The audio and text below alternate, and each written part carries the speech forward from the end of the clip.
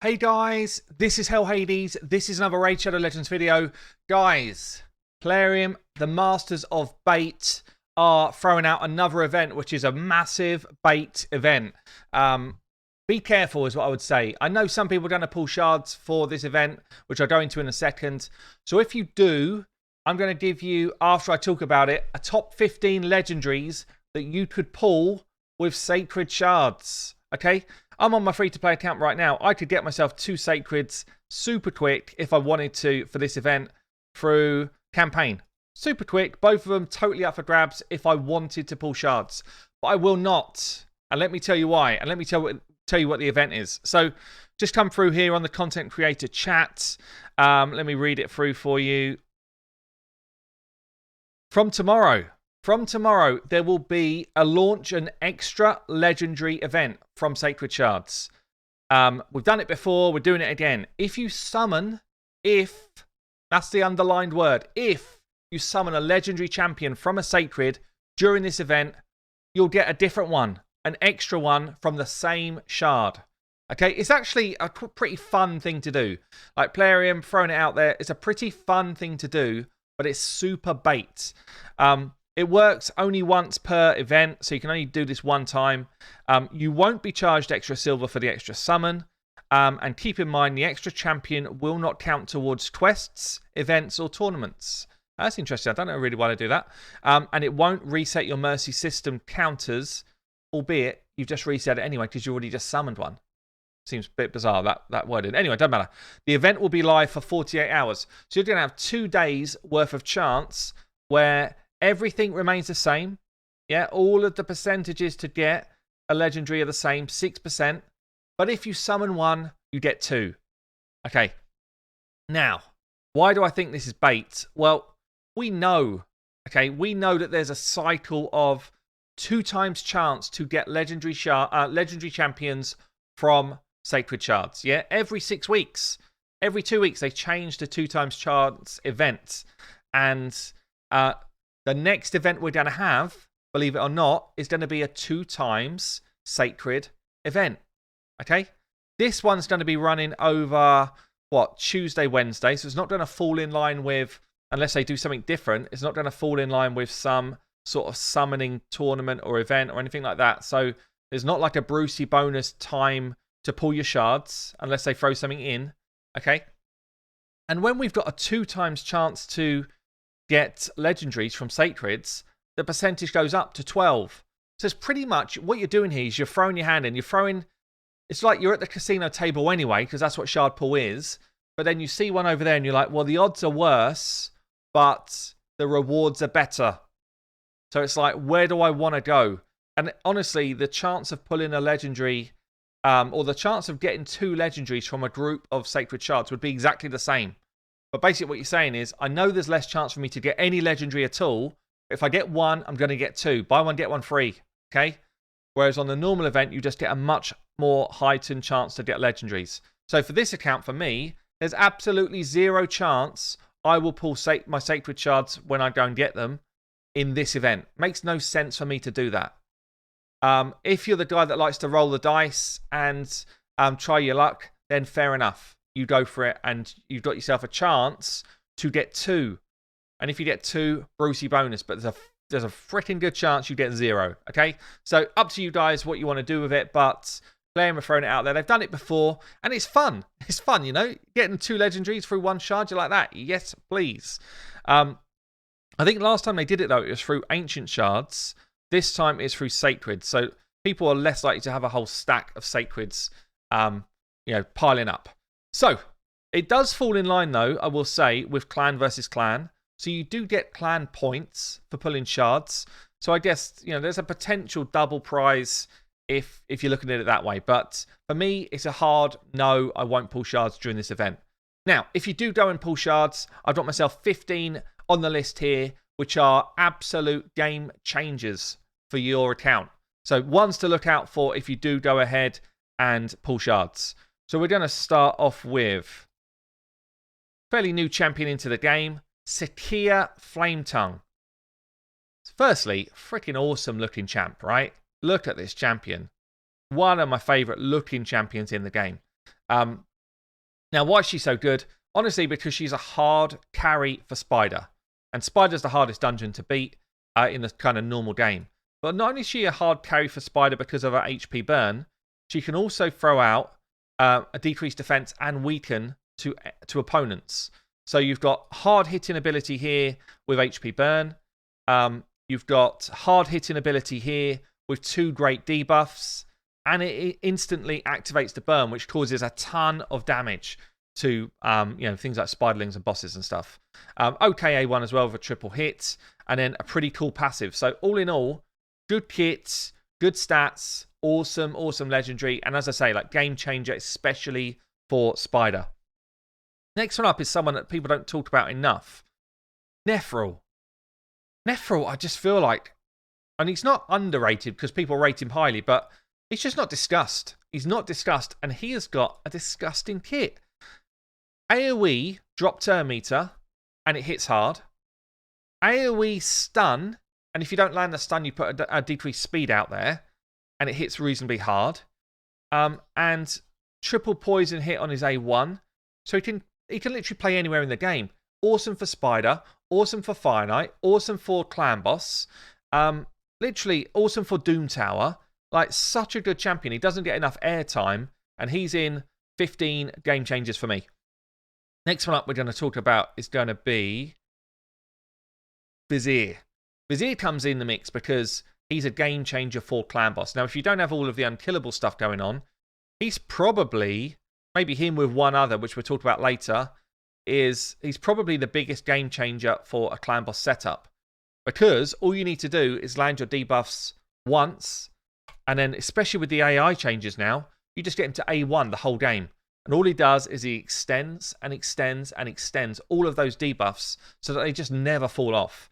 So your poisons stack up, decrease attack, you're not worried about it, your decrease defense and weaken stay out there, and you just basically enable more damage and more time with the Clan Boss. So Vizier, absolute game changer with that A1.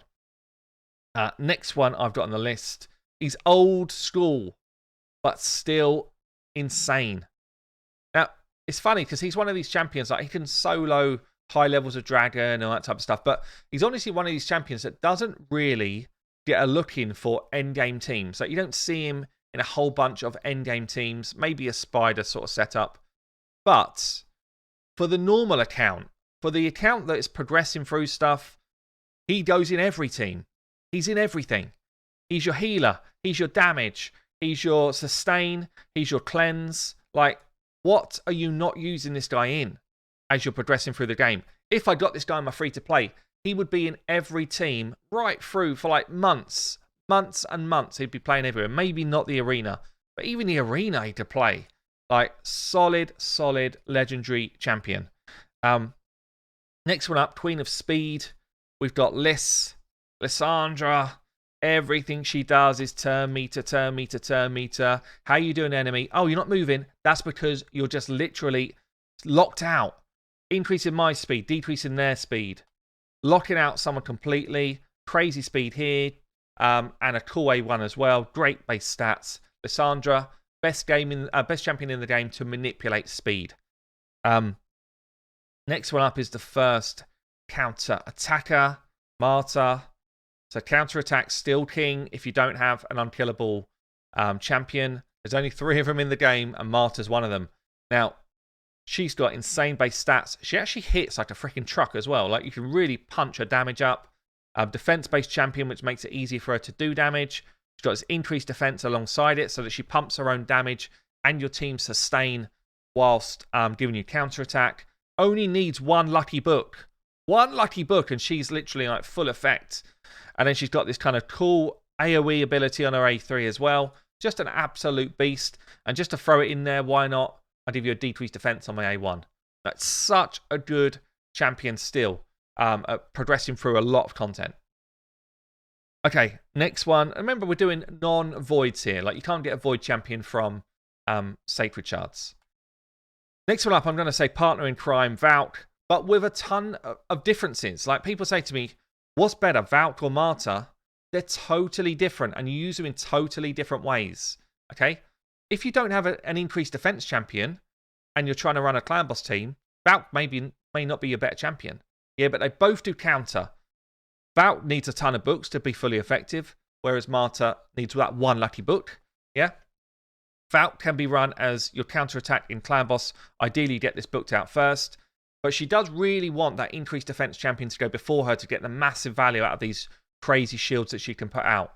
I'd say Clan Boss is probably her strongest position, but the arena she's also super cool for because of her A1 and her passive. So passive is pushing turn meter back when enemies buff. Very, very cool. She needs accuracy for this to land though, so you do need to put accuracy into her kit for this, and also for a turn meter drop on her A1. There's a ton of stuff she's good for. This is awesome for Scarab Boss. Pair it with the shield, turn meter drop. So yeah, she is still top draw. Still top draw in this game. Next one up, I'm going to give you the hardest hitting champion in the game, bar none, Trunda. Trunda with those thighs. You all saw, or hopefully you did, the video where I first pulled her. She's bonkers, guys. Bonkers. I don't even like looking at her front. I just like looking at her back. Look at this. She puts time in to that gym, and that's why she can smack. So, hardest hitting AoE champion in the game on her A3. And then, just in case you're thinking, well, maybe she's not got much else. Yes, she has. This A2 also smacks harder than pretty much any champion in the game. If you pick the right target, you want to pick someone with high HP, and she just blows people up with this. And you're like, well, what? She's only good for the arena? I'll tell you what, put some accuracy on her, and then she's your HP burn champion for Spider, if you can't get through Spider. And she starts stunning people up. Good for your faction war team. Good for dungeon running. Smacks super hard. Very cool champion. Easily a top 15. Because she hits so much harder than anyone else. I'm going to stick with the same faction, actually.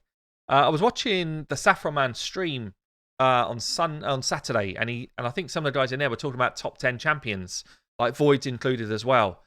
I don't know how this guy doesn't get into that. This guy, for me, probably top 5 in the game, including all Voids. Brogni. Like, bonkers. This guy is bonkers. He's up there with Krisk, for me. So, he has got, once you understand his kit, it's insanely good. He puts out a shield and block debuffs and increase attack. 3 great buffs on his A3. Okay, the shield cannot be removed. No cleansing. Madame, sit down. You're not going to do much here. Yeah. He then extends the value of the shield with his A2. So he pumps a big hit in, and then the shield is growing. Yeah. This A2 will work on any shields. So if you just got someone in a shield set, he's extending the value of that shield. If you've got someone using the blood-soaked item, accessories, whatever they're called, they're not called that, they're called something else, but they give you a tiny shield when you do some damage, he'll extend that as if it was a big shield. Like, this ability is super good. At the same time, he's got a chance to remove buffs from enemies. You're like, damn, how much is in this kit? And he's got a nice little HP burn here as well. Whenever an ally is attacked under a shield, reflects damage. This is awesome for Clan Boss if you put him in Giant Slayer, because every reflect has got a chance to proc Giant Slayer. And heals the ally as well. The reflect damage in the arena could one-shot a Hedgie or one-shot a Trunda or whatever. There's so much that he could be used for. It's bonkers. Brogni, for me, one of the best champions in the whole game. Okay, moving on. My love affair with Brogni ends for a second. Let's go and check out... where does he live? Where does he live? Here. Mental block for a second. Ignatius. Ignatius, why have I picked this guy out? Firstly, he's defense-based champion. Yeah. So all his abilities scale from defense. And his abilities scale hard. He hits freaking hard, yeah? So he can be a nuker. He can be a Nightmare Campaign farmer. He can be your champion that gives you the answers to Doom Tower, because he's got an HP burn that cannot be resisted. You don't have to get worried about all your accuracy numbers. You just go in there and it's going to land. Okay, as long as you don't get a weak hit. He's also got an AoE provoke. 75% chance to land provoke. It's only for one turn, but to be fair, it's awesome. So he can be your spider burner. He can be Doom Tower answers. And he just hits freaking hard. So he could even come into the arena. Great, great legendary champion. Okay, we're getting on to the last few. This is going to be the Lizard. The Morph. Dracomorph. Still up there. I mean, at one point he was trash. He was a Vault Lord. He was food. People fed him. And then they changed him up. This is why you should never feed your crap legendaries. They changed him up. And overnight he went from trash in the vault, rubbish, to god of the game. Okay? AoE, drop defense and weaken. Cannot get a weak hit because he doesn't hit. So this lands on anyone. As long as you've got the accuracy to do it. 4-hitter with poisons. Great for bosses. Great for dragon. Great for Fire Knight. Great for Ice Golem. Great in the Doom Tower as well. Great in the clan boss. Yeah, and then he's got a smacking A1 that if he hits someone low health, he hits them and then he pops someone else. Absolutely dead. So yeah, great base stats. Draco still king of the game. Okay, let's keep going. Oh yeah, this is another one that was released as a fragment event. Not him. This guy looks similar. Iron Brado. I love this guy. Like, he brings so much to the game. Again, Cloud Boss is probably his best spot because of his passive. He's throwing 10% of his defense to your whole team, which is mental. But he also brings a smacking A1, which has got a chance to drop duration of buffs. He brings an absolute cannon of an A2, which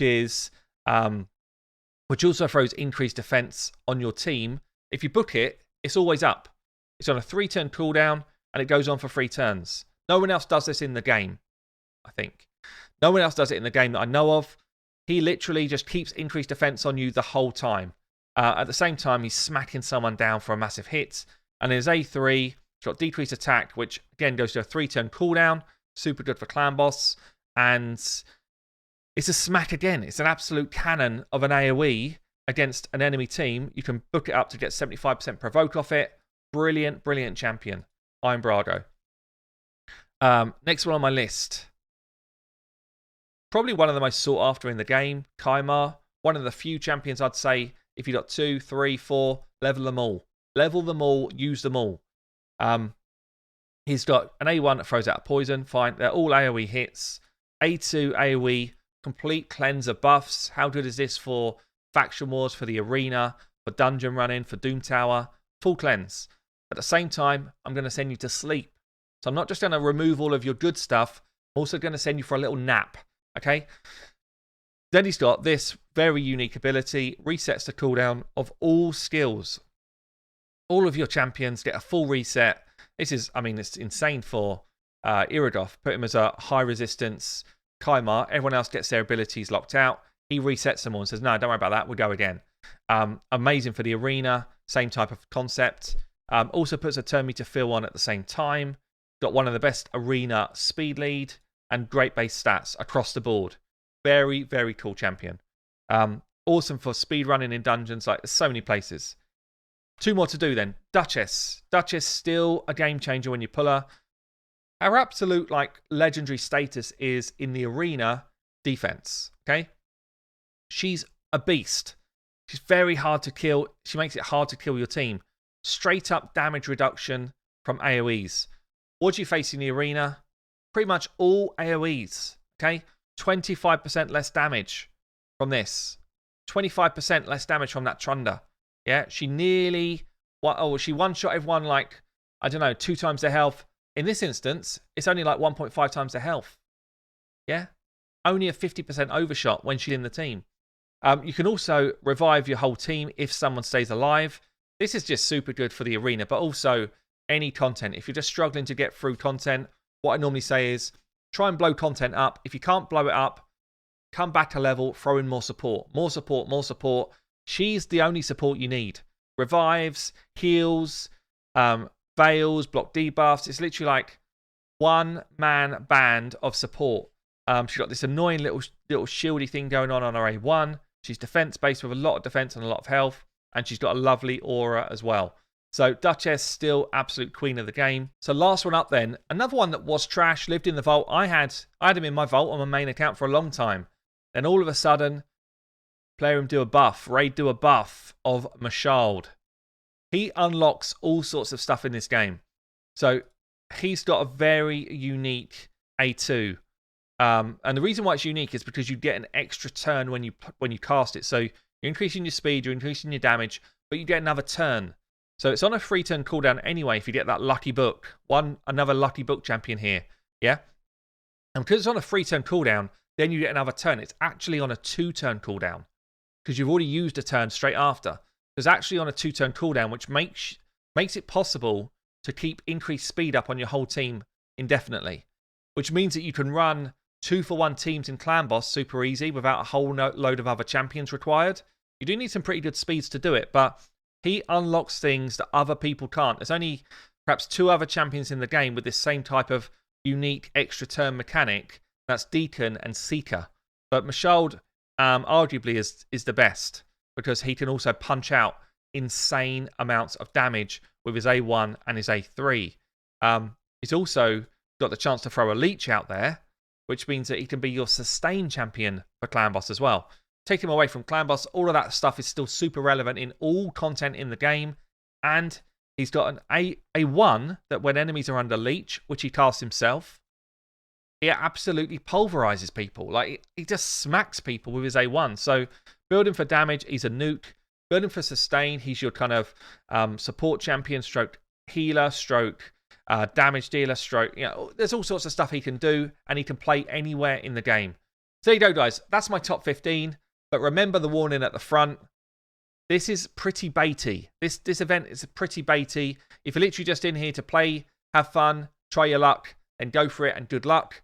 But if you're looking for like more longevity of game, I would advise you to hold your Sacred Shards for a 2-time Sacred event when there's more Brucey bonus prizes up for grabs at the same time. Anyway, guys, I've been Hell Hades, and I will see you later.